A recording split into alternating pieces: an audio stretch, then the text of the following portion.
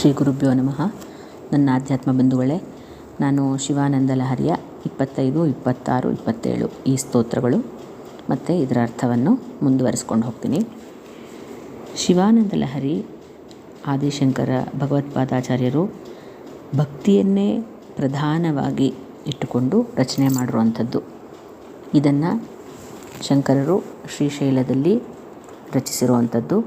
ಶ್ರೀ ಭ್ರಮರಾಂಬಿಕಾ ಮಲ್ಲಿಕಾರ್ಜುನರು ಶಂಕರರಿಗೆ ಪ್ರತ್ಯಕ್ಷ ದರ್ಶನ ಕೊಟ್ಟಾಗ ಶಂಕರರು ಇದನ್ನು ರಚನೆ ಮಾಡಿರುವಂಥದ್ದು. ಇದರಲ್ಲಿ ಅರ್ಧನಾರೀಶ್ವರ ತತ್ವ ಇದೆ ಮತ್ತು ಶಿವನ ಕುರಿತಾದ ಎಲ್ಲ ವಿಷಯಗಳು ಇದೆ. ಶಿವನ ಉಡುಗೆ ತೊಡುಗೆ, ಅವನ ಆಭರಣ, ಅವನ ಆಂತರಿಕ ಗುಟ್ಟು, ಎಲ್ಲ ಸೂಕ್ಷ್ಮಾತಿ ಸೂಕ್ಷ್ಮ ವಿಷಯಗಳು ಶಿವನನ್ನು ಕುರಿತಾಗಿ ಇದರಲ್ಲಿ ಶಂಕರರು ನಮಗೆ ತಿಳಿಸಿದ್ದಾರೆ. ಈ ದಿವ್ಯವಾದ ಲಹರಿ ನಮಗೆ ಪಾರಾಯಣ ಮಾಡ್ತಾಯಿದ್ರೆ ಶಾಶ್ವತವಾದ ಆನಂದ, ಮನಸ್ಸಿಗೆ ಸುಖ ನೆಮ್ಮದಿ ತರಿಸ್ಕೊಡುತ್ತೆ. ಮುಂದುವರ್ಸೋಣ. 25ನೆಯ ಸ್ತೋತ್ರ. ಸ್ತವೈರ್ಬ್ರಹ್ಮಾದೀನಾಂ ಜಯ ಜಯ ವಚೋಭಿರ್ನಿಯಮಿನಾಂ ಗಣಾನಾಂ ಕೇಲಿಭಿರ್ಮದಕಲ ಮಹೋಕ್ಷಸ್ಯ ಕಕುದಿ ಸ್ಥಿತಂ ನೀಲಗ್ರೀವಂ ತ್ರಿನಯನ ಮುಮಾಶ್ಲಿಷ್ಟ ವಪುಷಂ ಕದಾ ತ್ವಾಂ ಪಶ್ಯೇಯಂ ಕರಧೃತ ಮೃಗಂ ಖಂಡ ಪರಶುಂ. ಇದರರ್ಥ, ಹೇ ಶಿವನೇ, ಬ್ರಹ್ಮ ಮೊದಲಾದ ಎಲ್ಲ ದೇವರುಗಳು ನಿನ್ನನ್ನು ಸ್ತೋತ್ರ ಮಾಡ್ತಾ ಇದ್ದಾರೆ. ಎಲ್ಲ ಯೋಗಿಗಳು, ಎಲ್ಲ ಯತಿಗಳು ನಿನಗೆ ಜಯಘೋಷ ಮಾಡ್ತಾ ಇದ್ದಾರೆ. ನೀನು ಎಲ್ಲ ಈ ಶಿವಗಣಗಳ ಗದ್ದಲಗಳಿಂದ ಕೂಡಿದ್ದೀಯ. ವೃಷಭ ರಾಜನಾದ ನಂದಿಯ ಮೇಲೆ ನೀನು ಕುಳಿತುಕೊಂಡಿದ್ದೀಯಾ.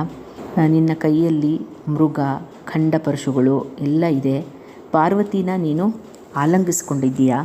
ನೀನು ನೀಲಕಂಠ, ಮುಕ್ಕಣ್ಣ, ನಿನ್ನನ್ನು ನೋಡಬೇಕು ಅಂತ ನಾನು ಆತುರದಿಂದ ದರ್ಶನ ಕೊಡು ಅಂತ ಶಂಕರರು ಇದರಲ್ಲಿ ಕೇಳಿದ್ದಾರೆ.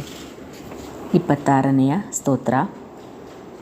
ಕದಾವಾ ತ್ವಾಂ ದೃಷ್ಟ್ವಾ ಗಿರೀಶ ತವ ಭವ್ಯಾಂಗ್ರಿ ಯುಗಲಂ ಗೃಹೀತ್ವಾ ಹಸ್ತಾಭ್ಯಾಂ ಶಿರಸಿ ನಯನೆ ವಕ್ಷಸಿ ವಹನ್ ಸಮಾಶ್ಲಿಷ್ಯ ಗ್ರಾಹ್ಯ ಸ್ಫುಟ ಜಲಜ ಗಂಧಾನ್ ಪರಿಮಳ ನಲಭ್ಯಾಂ ಬ್ರಹ್ಮಾದೈರ್ ಮದಮನುಭವಿಷ್ಯಾಮಿ ಹೃದಯೇ.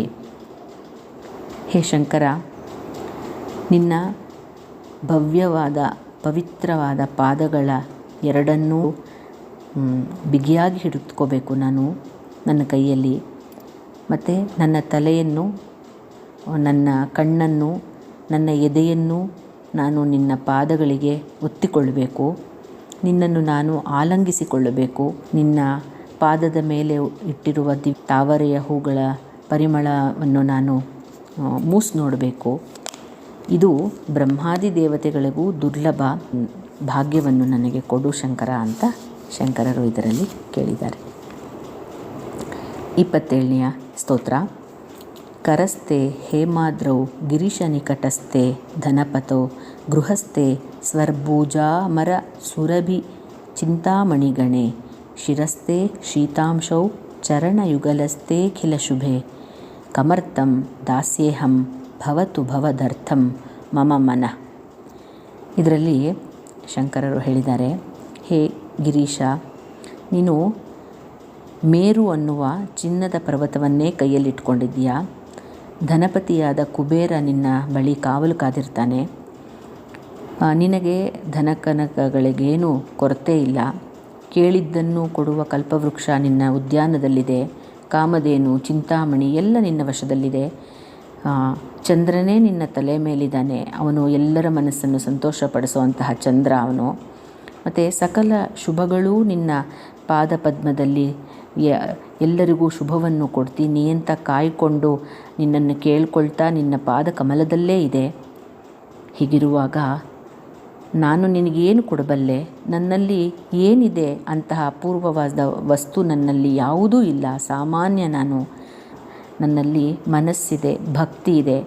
ಅದನ್ನು ನಾನು ನಿನಗೆ ಅರ್ಪಿಸುತ್ತೀನಿ. ಅದನ್ನು ಸ್ವೀಕರಿಸು ಶಂಕರ ಅಂತ ಶಂಕರರು ನಮಗಾಗಿ ನಾವು ಯೋಚನೆ ಮಾಡುವ ರೀತಿಯಲ್ಲಿ ಅವತಾರ ತಾಳಿ ಬಂದು ಶಂಕರರು ಕೇಳಿದ್ದಾರೆ.